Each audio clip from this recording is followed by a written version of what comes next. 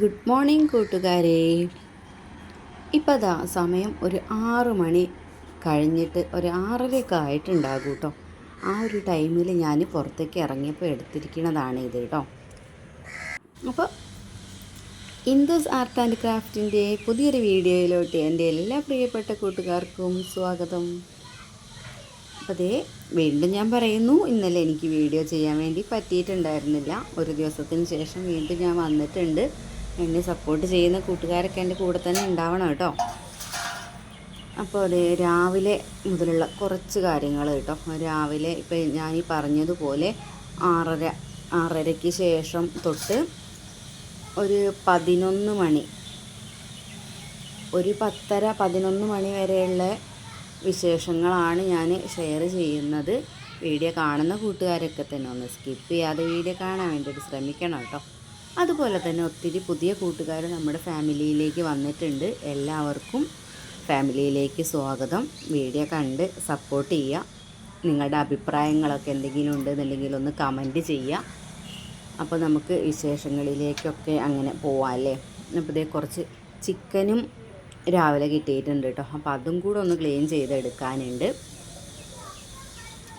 അപ്പോൾ അങ്ങനെ അതിന് വേണ്ടിയിട്ട് ഇവിടെ വന്നിരുന്നതാണ് കേട്ടോ. അപ്പോൾ ഇവിടെ വേനൽക്കാലാവുന്ന സമയത്തൊന്നും വലിയ കുഴപ്പമില്ല കേട്ടോ. മഴക്കാലാവുന്ന സമയത്ത് ഇങ്ങനെ ചാറ്റൽ മഴയൊക്കെ തെറിക്കും കേട്ടോ ഇങ്ങോട്ട്. അപ്പോൾ ഞാനിങ്ങനെ നോക്കുന്നത് എന്താണെന്ന് വെച്ചാൽ കാക്ക വന്നിരിക്കുന്നുണ്ട്. അപ്പോൾ പണ്ട് എനിക്കൊരു കാക്കയുടെ അനുഭവം കിട്ടിയിട്ടുള്ളത് ഞാൻ പറഞ്ഞിട്ടുണ്ടായിരുന്നല്ലോ. അതുകൊണ്ടാണ് കാക്കേനെ പേടി കേട്ടോ.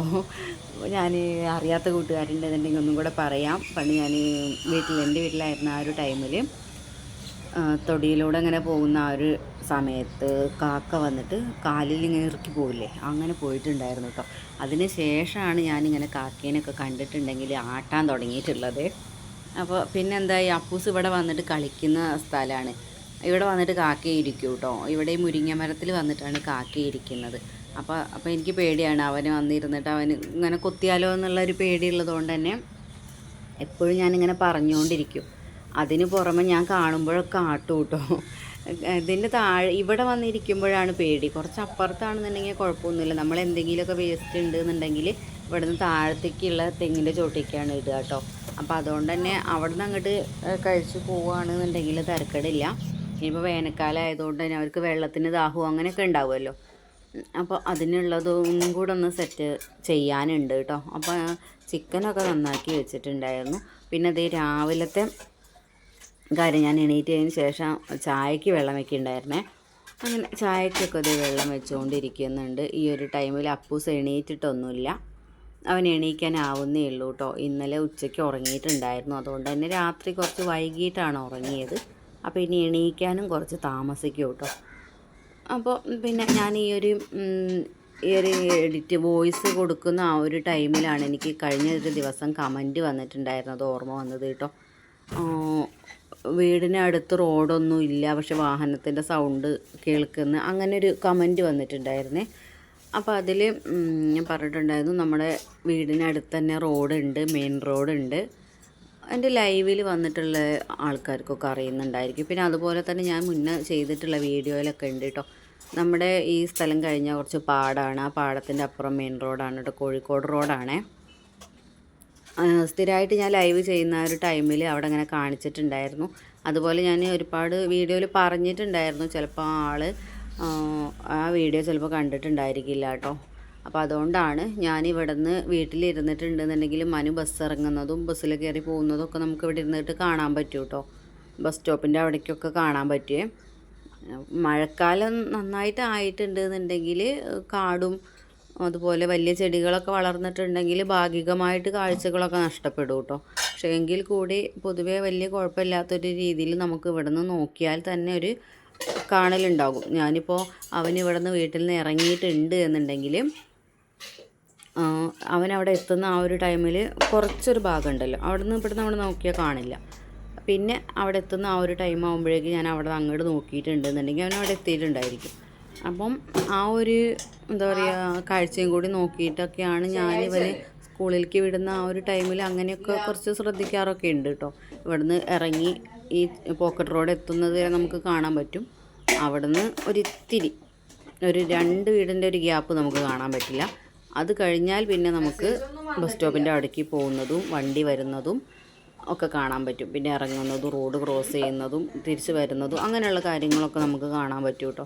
അപ്പോൾ അതൊക്കെ ഞാൻ ആ ഒരു ടൈമിൽ തന്നെ നോട്ട് ചെയ്യാറുണ്ട്. വരുന്ന സമയമായാലും പോകുന്ന സമയമായാലും അതൊക്കെ നോട്ട് ചെയ്ത് വെക്കും കേട്ടോ.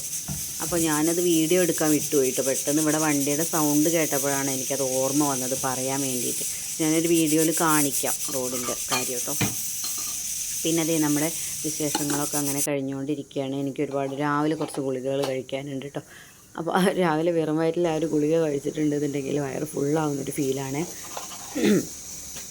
അപ്പോൾ ഇത് നമ്മളിന്ന് ഗോതമ്പ് ദോശയാണ് ഉണ്ടാക്കിയിട്ടുള്ളത്.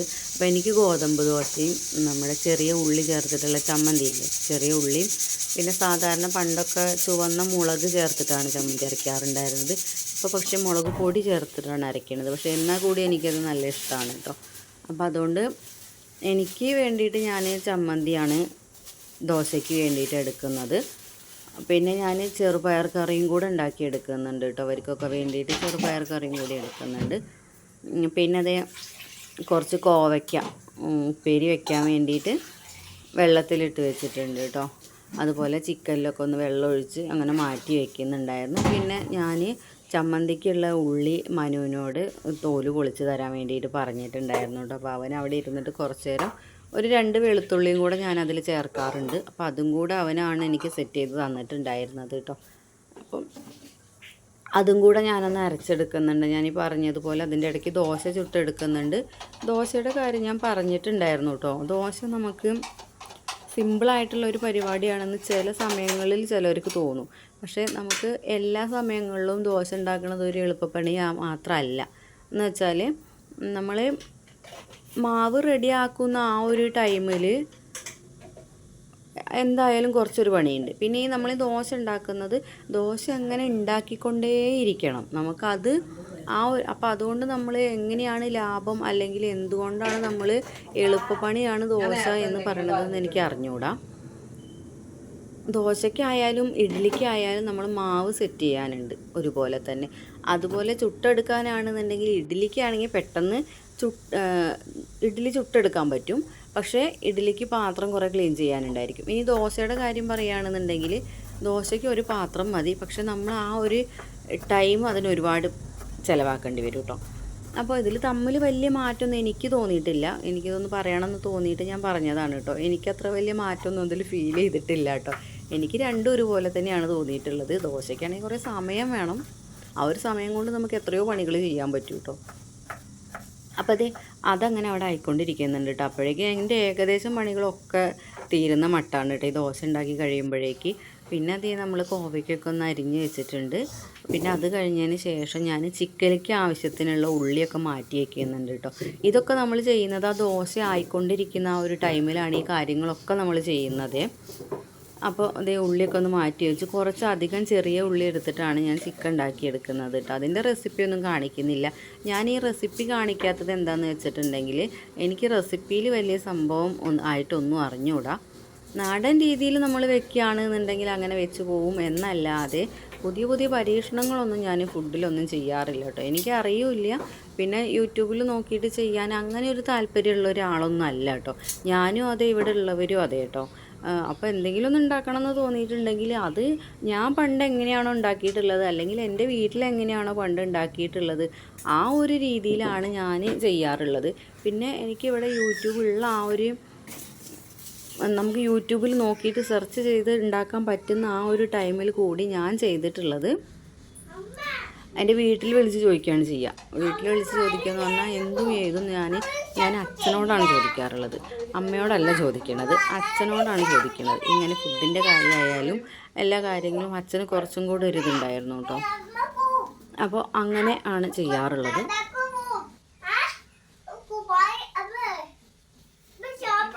എന്താ പറ്റി നോക്കട്ടെ, എന്താ പറ്റി കാണിച്ചത്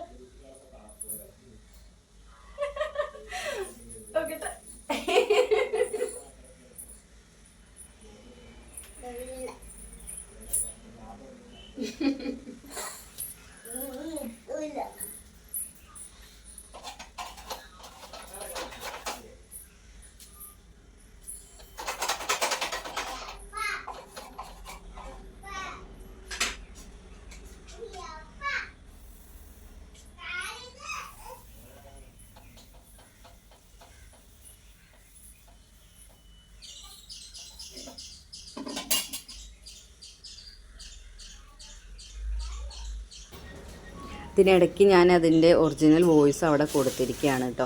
അതെന്താ സംഭവം എന്ന് വെച്ചാൽ ഇവിടെ ക്ലീൻ ചെയ്ത് തരുന്ന ആ ഒരു ടൈമിൽ എൻ്റെ വെള്ളിയുടെ ഒരു പാദസരം കിട്ടിയിട്ടുണ്ടായിരുന്നു കേട്ടോ.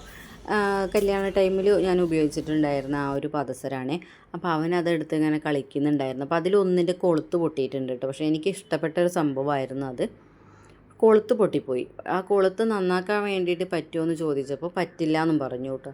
അങ്ങനെ ആ കൊളുത്ത് മാത്രമായിട്ട് നന്നാക്കി തരില്ല എന്ന് പറഞ്ഞു. അപ്പോൾ അങ്ങനെ അത് അവിടെ അങ്ങനെ വെച്ചിരുന്നതാണ് കേട്ടോ. പക്ഷേ എനിക്ക് ഇഷ്ടപ്പെട്ട സാധനം ആയതുകൊണ്ട് ഞാനത് കൊടുക്കാനൊന്നും സമ്മതിച്ചിട്ടുണ്ടായിരുന്നില്ല. പിന്നെ ആ ഒരു ടൈമിലൊന്നും വെള്ളിക്ക് കൊടുക്കുന്ന ടൈമിൽ വിലയില്ല കേട്ടോ. പക്ഷേ ഇപ്പം അങ്ങനെയല്ല എന്ന് തോന്നുന്നു, കുറച്ചും കൂടെ ഉണ്ട് തോന്നുന്നു കേട്ടോ. അപ്പോൾ ഏതായാലും ആ ഒരു ടൈമിൽ ഞാൻ അപ്പൂസിനെ എല്ലാവർക്കും പരിചയം ആയതുകൊണ്ട് തന്നെ ആ ഒരു വോയിസ് അതിൽ ആഡ് ചെയ്തതാണ് കേട്ടോ. പിന്നെ അതേ ചിക്കനിലേക്കുള്ള ഉള്ളി നന്നാക്കുന്ന ആ ഒരു ടൈമിൽ അപ്പൂസ് ഉള്ളി നന്നാക്കാൻ വേണ്ടിയിട്ട് വന്നിട്ടുണ്ടായിരുന്നു കേട്ടോ. അപ്പോൾ അവനും എന്നെ ഹെൽപ്പ് ചെയ്തിട്ടുണ്ടായിരുന്നു. പിന്നെ അതേ നമ്മൾക്ക് അപ്പോഴേക്ക് ഞാൻ ഗ്യാസ് എന്താ പറയുക, സ്റ്റൗ ഒഴിഞ്ഞപ്പോഴേക്ക് ഞാൻ ചോറിനുള്ള വെള്ളം വെച്ച് അരിയിടലും കാര്യങ്ങളൊക്കെ ആയിട്ട് അത് കഴിഞ്ഞു കേട്ടോ. പിന്നെ എൻ്റെ പണികളൊക്കെ കംപ്ലീറ്റ് തീർന്നു. ഇനി ചോറ് ആയിട്ടുണ്ടെന്നുണ്ടെങ്കിൽ അത് ഊറ്റി വയ്ക്കാൻ മാത്രമേ ഉള്ളൂ കേട്ടോ. പിന്നെ അതിന് ശേഷം കുറച്ച് എന്താ പറയുക, ചൂട് തുടങ്ങി കേട്ടോ. അപ്പോഴേക്ക് കുറച്ച് നാരങ്ങ വെള്ളം ഉണ്ടാക്കി കുടിക്കാമല്ലോ എന്ന് വിചാരിച്ചിട്ട് ഒരു പിഞ്ച് ഉപ്പും കൂടെ ഇട്ട് കൊടുത്തിട്ട് നാരങ്ങ വെള്ളം ഉണ്ടാക്കി കുടിച്ചിട്ടുണ്ടായിരുന്നു കേട്ടോ. അപ്പോൾ ഇന്നത്തെ എൻ്റെ വീഡിയോ ഇത്രയേ ഉള്ളൂ. നാളെ നമുക്ക് വീണ്ടും കാണാം. അതുവരേക്കും എല്ലാവരും സുഖമായിട്ടിരിക്കും.